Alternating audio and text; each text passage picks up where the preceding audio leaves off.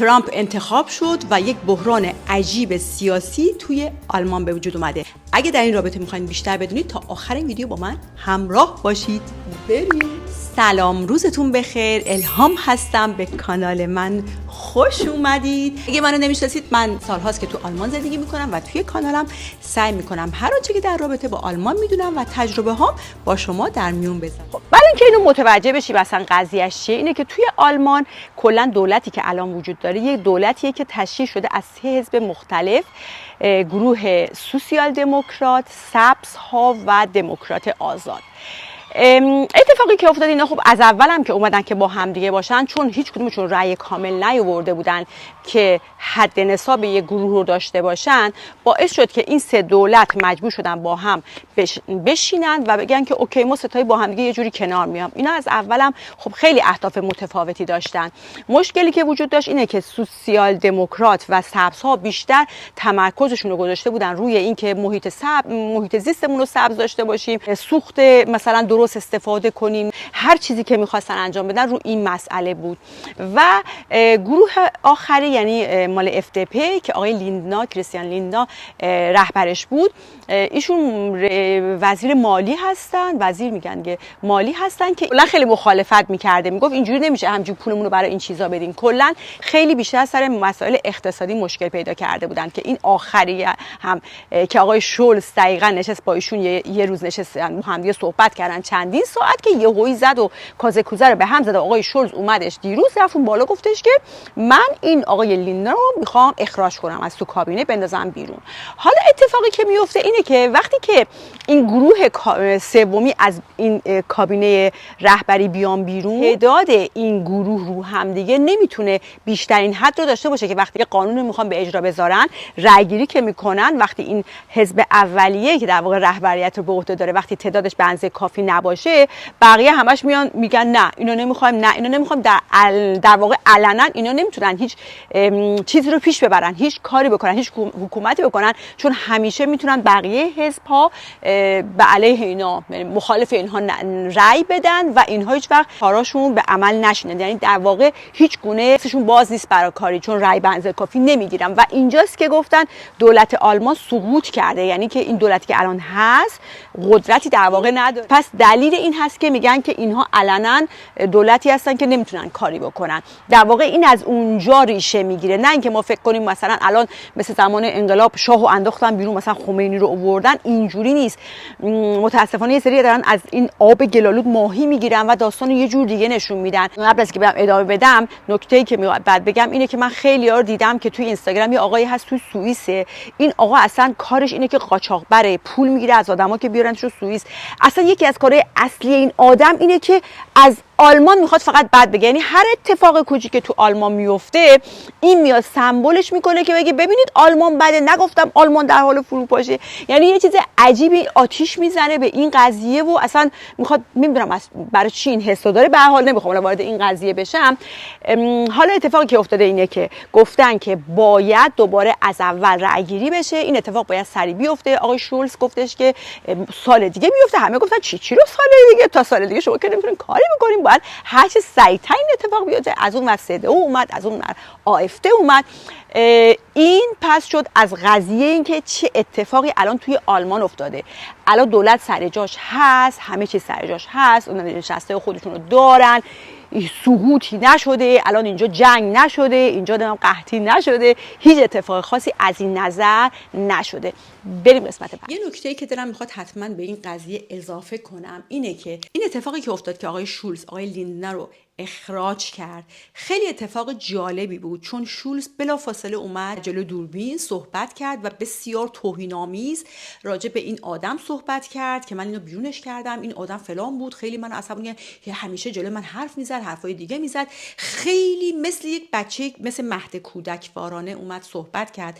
و جالب اینه که درست برعکسش آقای لیندنا اومد و خیلی محکم جلوش وایساد و گفتش که اون چیزی که این آدم از من میخواست و در واقع من اگه انجامش میدادم در واقع یک کاری میکردم خلاف اون چیزی که وظیفه من این بود و من براش قسم خوردم و در واقع حاضر شد که اخراج بشه ولی تصمیم اشتباه نگیره برای کشور آلمان.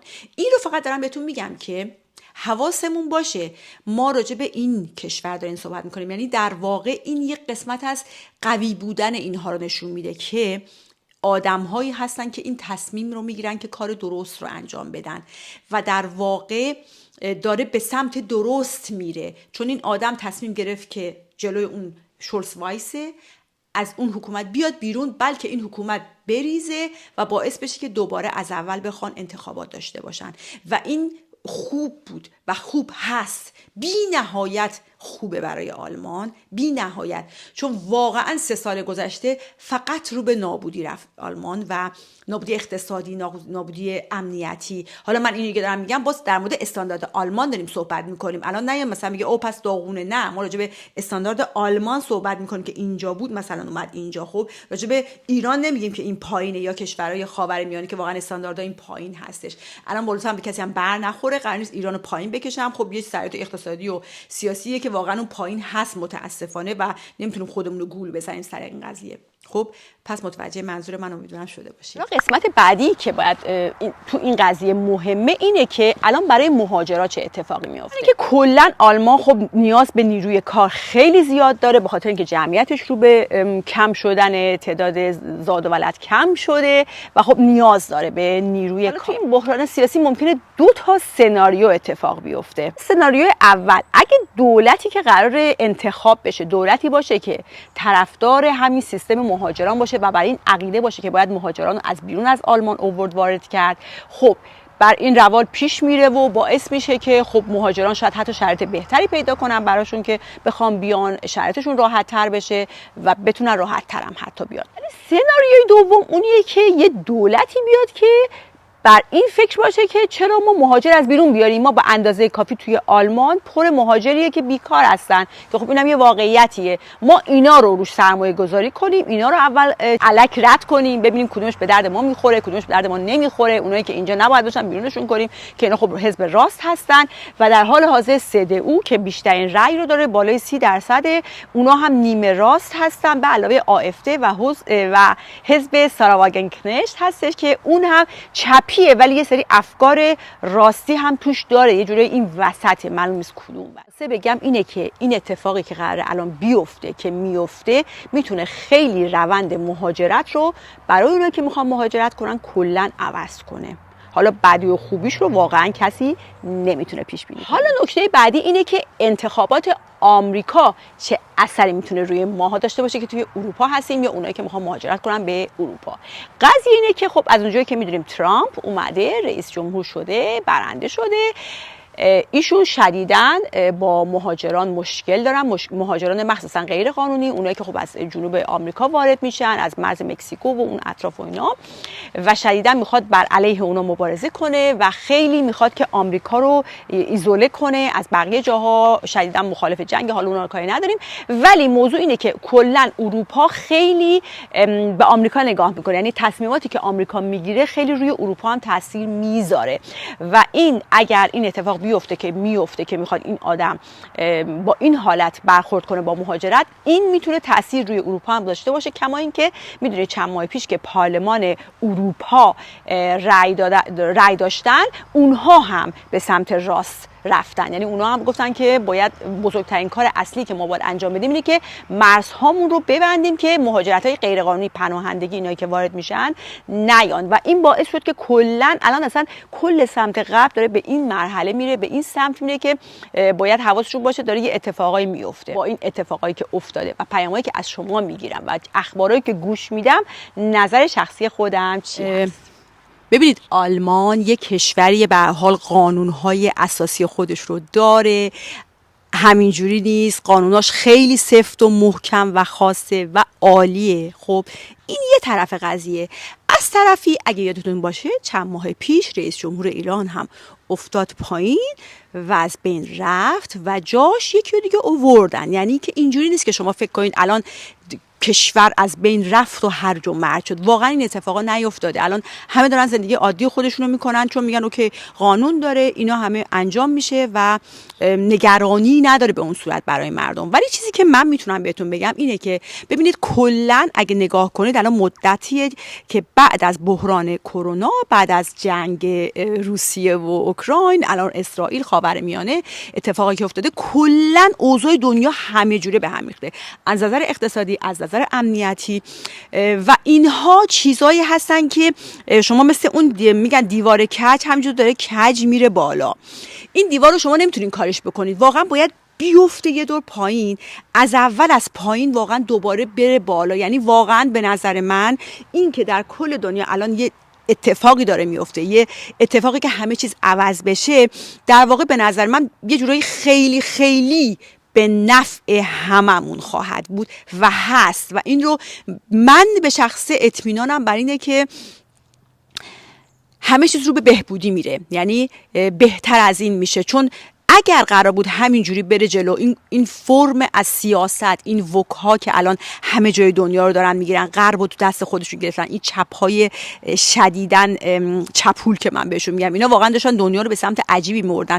غرب اصلا یه جوری داغون شد، از بین رفت و ما شاهد این بودیم که واقعا داره روز به روز بدتر میشه و الان واقعا برای خیلی از اینهایی که اینجا هستن، خیلی‌ها در کنار اون ترسی که ته دلشون هست، یه حسی هستش که یه اتفاقی داره میفته و داره یه چیزی عوض میشه و این حس خوبه، تهش یک شادیه.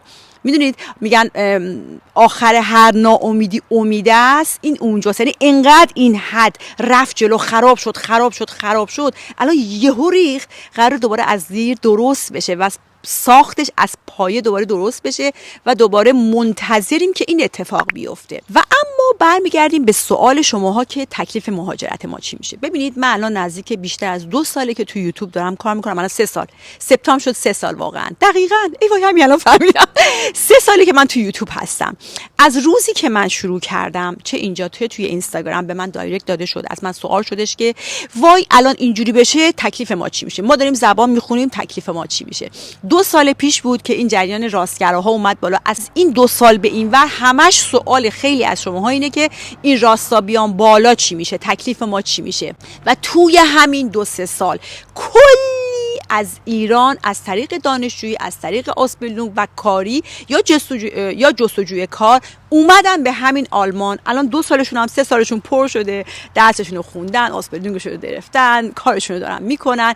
اینها هم اومدن توی همه این سالها. باور کنید من کسانی رو دارم که دقیقاً الان 2 سال معطلن، هر اتفاقی که میشنون، هر اخباری که میاد به هم پیام میدن که چی شد، تکلیف ما چی شد، ما داریم ناامید شدیم، داریم درس میخونیم. بابا اینقدر چرا هر چیزی رو جدی میگیرین؟ چرا اینقدر ناامید میشین؟ چرا فکر میکنین اگه الان یه اتفاق جابجایی سیاسی بشه الان کل سیستم میخواد به هم بریزه؟ ما که سری قبل که ترامپ اومدش توی آمریکا رئیس جمهور شد، اون زمان هم باز لاتاری اجرا میشد، مردم همچنان میرفتن به آمریکا. یعنی اینجوری نبود که هیچ چیزی اتفاق نیفته. الان ببینید چند ماه پیش از اون موقع تا الان گفتن که ایران با آلمان مشکل پیدا کرده، سفارت رو بستن، الان نمیدونم کلاس زبان رو بستن، چجوری امتحان بدیم، چجوری بریم سفارت ترمینمون رو بگیریم، وقتمون رو بگیریم. یعنی همش تو فکر اینید که نشستید دارید تازه پایه زبان رو میخواین شروع کنین، ولی همش افکارتون رو